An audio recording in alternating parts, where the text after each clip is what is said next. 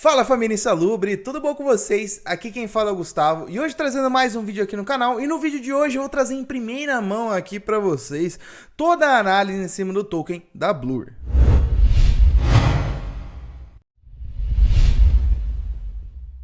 É isso mesmo que vocês escutaram, galera. O lançamento foi apenas ontem, mas hoje já vou soltar uma análise em cima desse token para vocês. Mas também nada impede de vir atualizações e lá na frente a gente vir com um novo vídeo sobre o token. Mas a gente já tem algumas informações sobre tokenomics, um pouquinho sobre o que vai funcionar aí a usabilidade do token. Então eu vou trazer aqui uma análise completa para vocês e até mesmo a opinião dos insalubres referente a holdar o próprio token, ou seja, investir nesse ativo. Beleza? Então acompanhe esse vídeo até o final, mas antes de mais nada, deixa o like que isso ajuda demais a gente continuar com esse trabalho e também aí se inscreva se você não é inscrito. Lembrando que a gente traz lives todos os dias às 10h30 da manhã, então esperamos você por lá.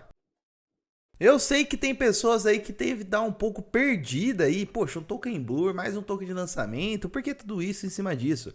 Galera, vocês vão entender aí no decorrer desse vídeo a importância, na verdade, que trouxe aí essa movimentação no mercado cripto em cima do token de marketplace, tá bom? Mas primeiro, vamos conhecer o próprio marketplace, tá? Então é um marketplace de NFTs, então é um dos principais concorrentes da própria OpenSea, que é o principal marketplace aí que a gente tem no mundo cripto.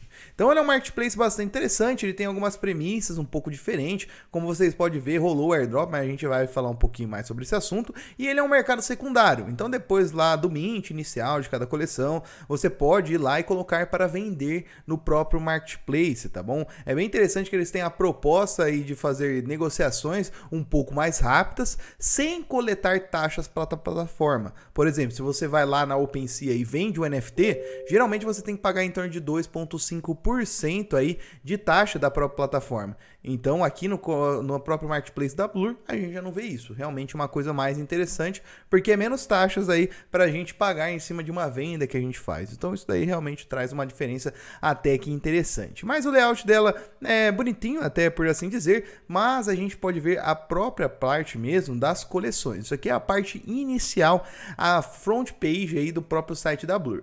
Agora aqui dentro, onde a gente consegue acessar a coleção, eu vou até ser um pouco sincero, que o layout desse marketplace aqui, ele não é tão amigável quanto o próprio da OpenSea. Aqui a gente consegue ver as coleções, Bored Apes, Mutant Apes, mas realmente você vê, ó, que é bem básico a análise que a gente faz por cima. Tanto é que se eu quiser diminuir o número de coleções aí que aparece, é do jeito que tava. Agora eu aumentei, olha, fica um pouquinho até mais poluída, muita letra pra gente estar lendo. Tanto é que se eu clicar aqui no Bored Ape, você consegue ver, ó, que fica uma imagem um tanto quanto poluída. Agora no marketplace da OpenSea, a gente sabe que consegue ser um pouco mais amigável. Lembra marketplaces até mesmo como Mercado Livre, Amazon. Então são marketplaces aqui parece estar mais ambientado com o que a gente já tem no mercado tradicional. Eu acho que essa visão aqui fica um pouco poluída. Ele tem até aqui o gráfico aqui de vendas do próprio marketplace, mas assim, em questão de layout, eu ainda pessoalmente prefiro a OpenSea, tá bom? Então, em questão aí de panorama, de usabilidade, a gente vê que em questão não tem tanta diferença, só layouts aí que muda de um para outro, assim como uma DeFi aí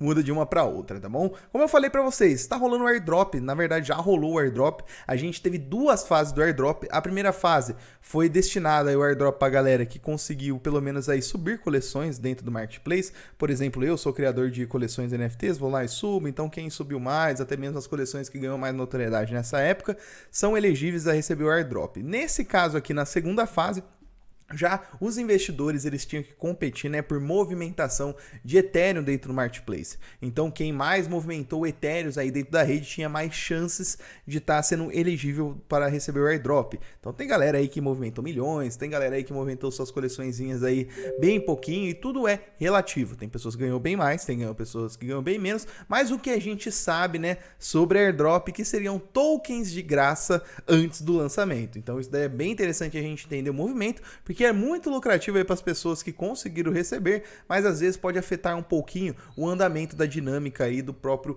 ativo em si, como vocês vão ver aí no decorrer do vídeo aí, a hora que a gente for para os gráficos e falar um pouquinho mais sobre a dinâmica. Mas é bem interessante, marketplace novo, trouxe uma movimentação bastante interessante, e aí também tem a questão aí do airdrop que rolou e trouxe uma movimentação maior ainda. E como falamos de marketplace de NFTs, querendo ou não, todo mundo sabe que a OpenSea ela tem um tamanho de mercado muito grande, onde para praticamente aí a maioria só conhece a OpenSea. Então esse marketplace aí que ganhou uma grande força praticamente, seria muito difícil alguém chegar e começar a combater. A Blur já chegou entregando números aí bastante razoáveis. Só para a gente começar um pouquinho da análise, a gente consegue ver aqui do lado esquerdo, esse gráfico aqui, ele é o volume de market share, ou seja, aquele volume aí que está trazendo dentro do marketplace.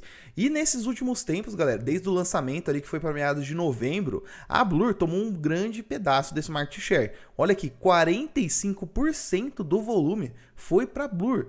E a OpenSea, que era a primeira, ficou com 36%. E só para vocês terem noção, antes da Blur existir, a OpenSea dominava 76% do market share. Então realmente foi muito impactante para a OpenSea.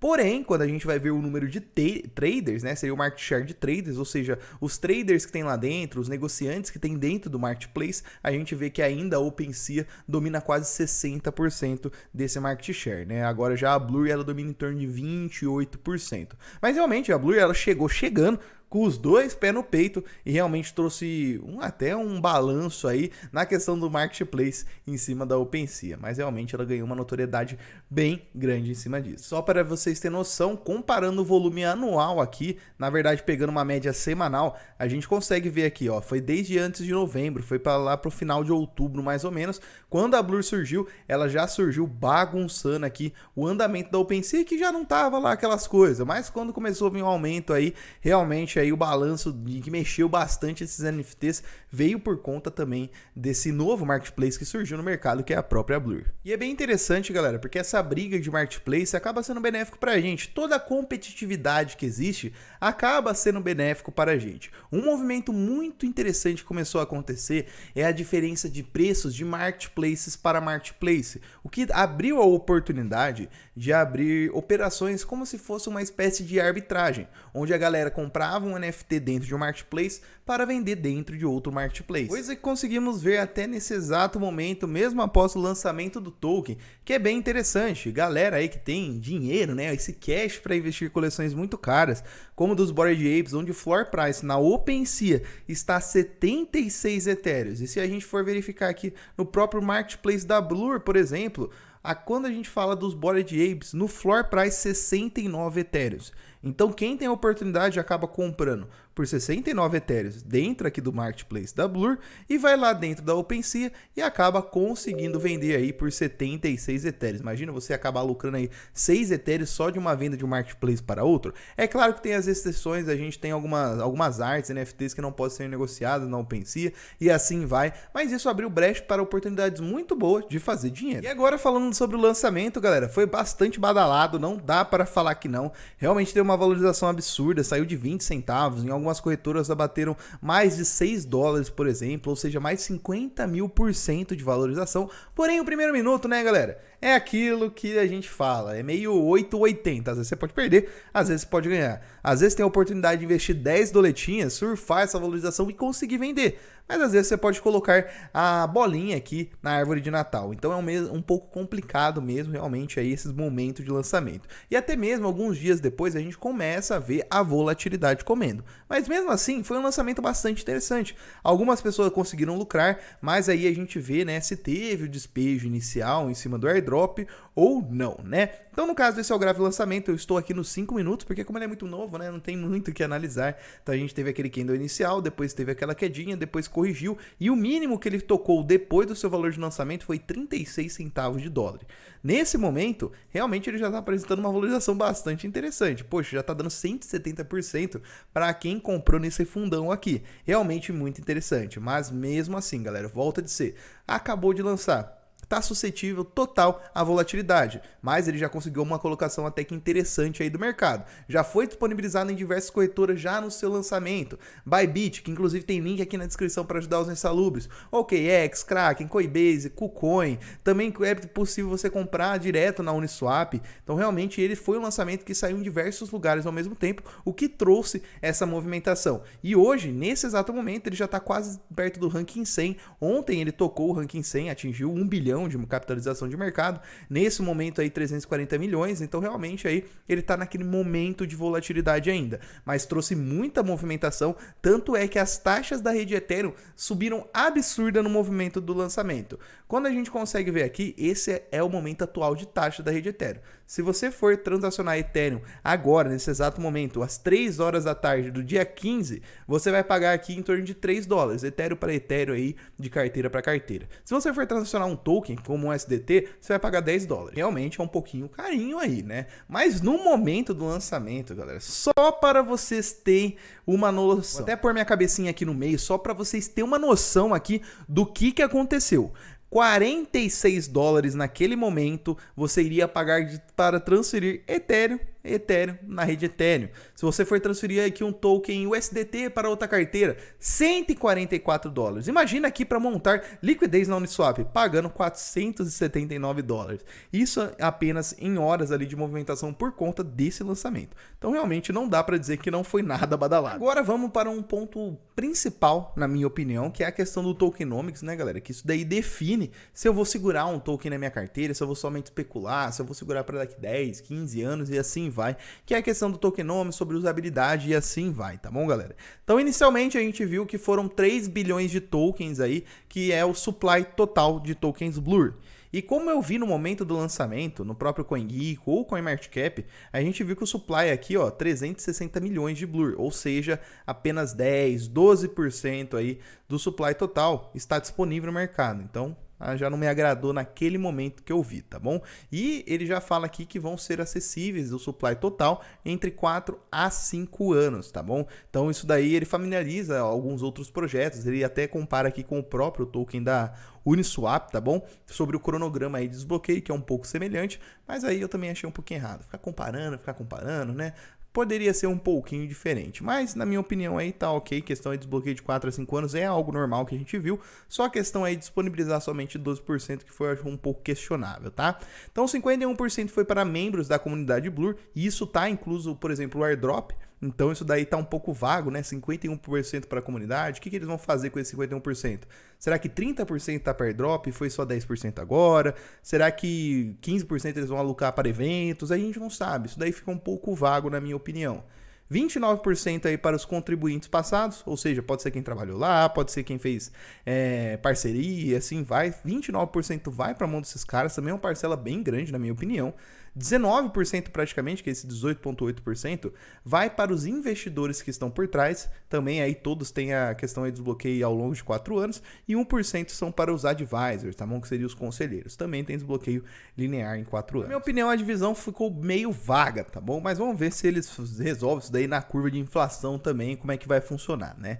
Então eles já trazem aqui pra gente que foi 12% aqui que ficaram disponíveis a mercado e todos foram reivindicados aí pelos membros da comunidade, ou seja, aquela galera que participou dos airdrops. Então os 12% veio praticamente aí por parte da galera, tá bom? Tem mais 10% que tá destinado a essa galera, né, que vai ter mais liberação, mas não falou a data em específico também, tá? A gente consegue ver que nesse primeiro ano, ou seja, no ano de 2023, a gente tem 40% aí para ser distribuído ao mercado, ou seja, ao longo dos bloqueios que a gente vai ter ao longo dos próximos meses, como a gente já vai ver, vai ser 40% só esse ano ainda que vai vir de tokens ao mercado. No ano 2 vai ter mais 30%, ano 3 20% e ano 4 10% aí da desbloqueio dos tokens. Aqui a gente consegue ver a curva de inflação, então os desbloqueios, ainda esse ano a gente tem maio, agosto e novembro, então totaliza 4 desbloqueios. Depois o ano que vem também começa fevereiro, maio, agosto, novembro, mais 4, 25 mais 4 e 26 também mais 4. O último desbloqueio é em 2027. Então aparentemente, né, galera, a gente vai ter desbloqueado 40% aí ao longo desse ano, mais 30% ao longo de 2023, do 2024, né? E assim vai. Então, realmente, a esse ano ainda tem bastante tokens para vir ao mercado.